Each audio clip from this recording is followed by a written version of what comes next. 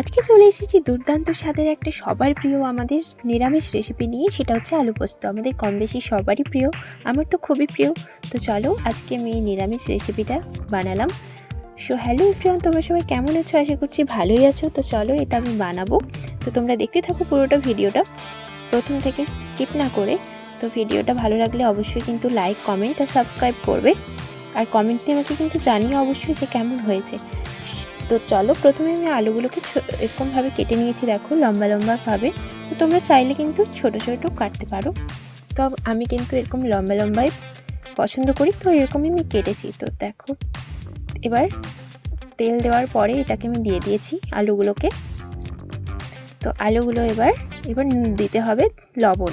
তো চলো লবণ তো দিয়ে দেওয়া যাক। লবণ দিয়ে দেওয়ার পরে কিন্তু হালকা সিদ্ধ হতে হবে আলুগুলোকে, তারপরে পোস্ত বেটে নিতে হবে সেই সময়ের মধ্যে। তো লবণ দিয়ে দিচ্ছি আমি এখন, দেখো। তো তোমাদের কার কার পছন্দ এই আলু পোস্ত, তো আমাকে কিন্তু অবশ্যই কমেন্টে বলবে যে তোমাদের কার কার প্রিয়, মানে কারা কারা খেতে ভালোবাসো এই নিরামিষ রেসিপিটা। খুবই সুন্দর লাগে কিন্তু। তো আমাদের বাড়িতে কিন্তু প্রায় হয় আলু পোস্ত, তো আমার তো খুবই প্রিয় লাগে। তো তোমরা কারা কারা ভালোবাসো অবশ্যই আমাকে বলো, আর কমেন্ট করো কিন্তু অবশ্যই ভালো লাগলে। তো দেখো এবার আমি একটু জল দিয়ে দিচ্ছি, এটাকে একটু সেদ্ধ হতে হবে।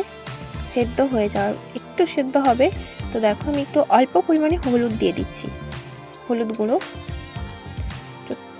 সামান্য পরিমাণে দিয়েছি, খুব বেশি দেওয়ার দরকার নেই, তাহলে বেশি হলুদ হয়ে যাবে। তো দেখো এবারে আলুটা একটু সেদ্ধ হতে হবে, ততক্ষণকে চলো পোস্ত পেস্ট বানিয়ে নেওয়া যাক। দেখো এটা কিছুক্ষণ সেদ্ধ হতে দেওয়া যাক। তো চলো, তো এটা সেদ্ধ হতে হতে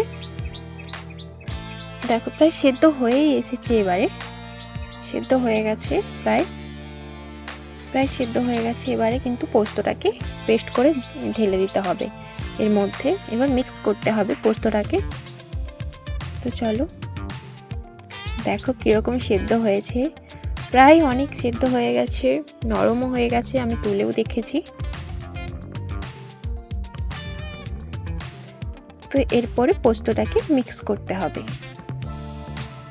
দেখো আমি কেটে দেখাচ্ছি, পুরো সেদ্ধ হয়ে গেছে। আলুটাকে কিন্তু সেদ্ধ না হলে ভালো লাগবে না, আর পোস্তর পরে বেশি সেদ্ধ হওয়ার দরকার নেই, পোস্তর আগেই সেদ্ধ করতে হবে আলুটাকে।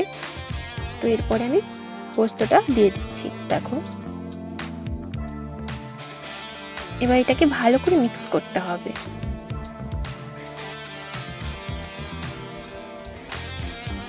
তো চলো এবার এটাকে মিক্স করা যাক, ভালোভাবে মাখিয়ে নিচ্ছি আমি, দেখো।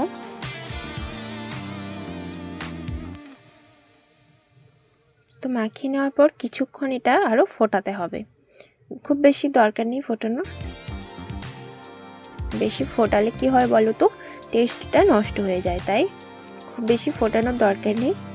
পোস্ত দেওয়ার পরে, পোস্ত দেওয়ার আগে কিন্তু সেদ্ধ করা দরকার আলুটা, যতক্ষণ না সেদ্ধ হচ্ছে, কিন্তু দেওয়ার পরে বেশি দরকার নেই। তো দেখো কালারটা এবার দেখো কত সুন্দর আসছে, আলু পোস্তর কালারটা দেখো কত সুন্দর আসছে। তো তোমরা কে কে ভালোবাসো আমাকে বলবে কিন্তু অবশ্যই। আমার এই আজকের রেসিপিটা কেমন লাগলো অবশ্যই কিন্তু বলতে ভুলবে না। দেখো আর কিছুক্ষণ পরে আমি নামিয়ে নেব, খুব বেশি রাখার দরকার নেই। আর হ্যাঁ, কাঁচা লঙ্কা কুচি আমি দিয়েছি, তোমরা কিন্তু চাইলে শুকনো লঙ্কাও দিতে পারো, আমি দিয়েছি কাঁচা লঙ্কা। তো দেখো আমার হয়ে গেছে রেসিপিটা, এরকম কালার এসেছে দেখো।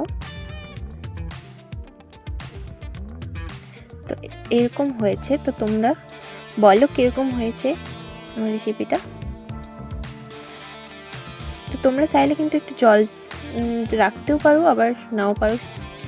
তো সবাই তো পছন্দ করে না শুকনো, তাই হালকা জল রাখতেও পারো, আমি কিন্তু রাখবো না, আর একটু জলটা শুকনো হতে দেব।